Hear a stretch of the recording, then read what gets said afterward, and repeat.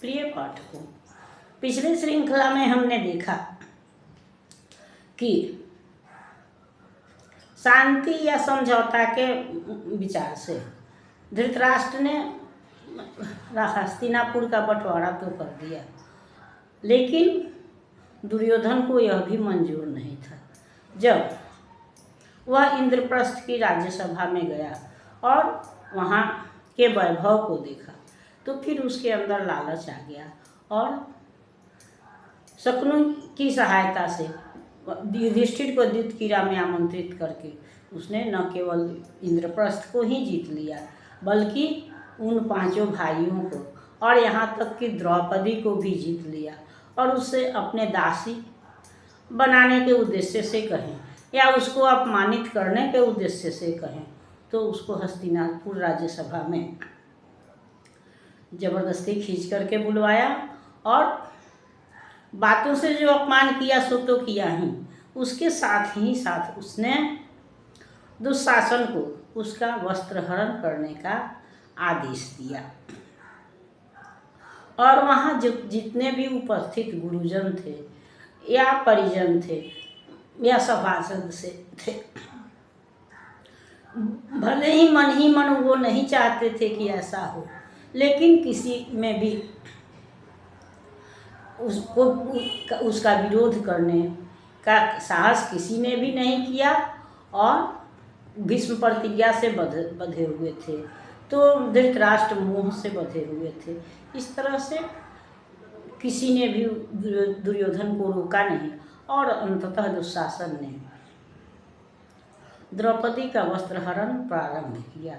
हालांकि द्रौपदी ने सभी से प्रश्न किया कि मैं वस्तु नहीं हूँ और अगर मेरे पर अगर अधिकार भी है तो पांचों पांडवों का है, इसलिए एक अकेले युधिष्ठिर के हार जाने से मैं हारी हुई नहीं मानी जा सकती। मुझे दांव पर लगाने का अधिकार युधिष्ठिर को नहीं है।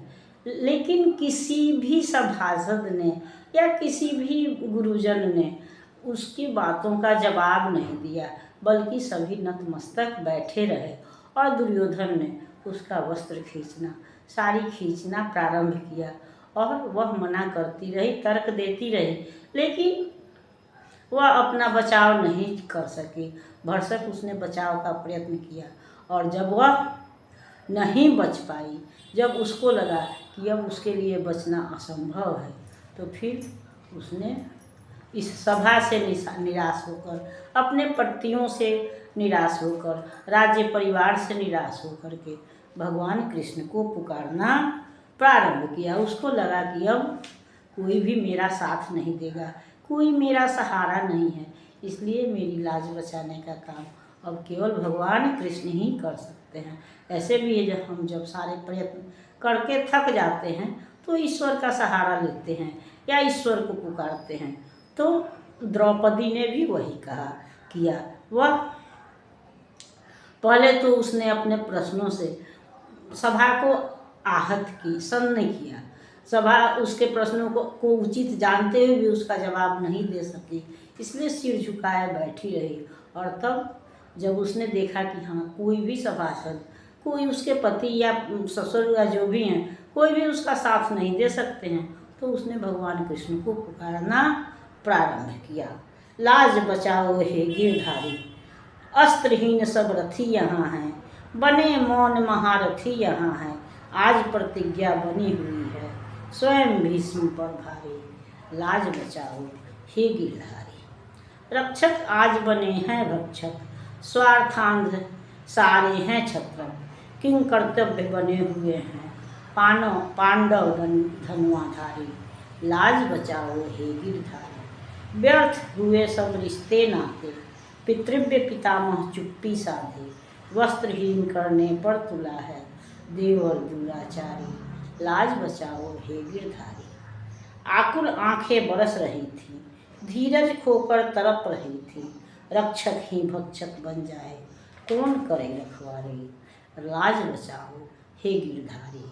सभा शांत और सन्न हुई थी, सबकी गतिमति शून्य हुई थी, निज पशुता दिखा रहे कौरव अत्याचारी, लाज बचाओ हे गिरधारी। द्रुपद सुता भी हार चुकी थी, सब कुछ प्रभु पर वार चुकी थी। बचे मात्र बस एक सहारा, माधव मुकुंद मुरारी। लाज बचाओ हे गिरधारी, लाज बचाओ हे गिरधारी।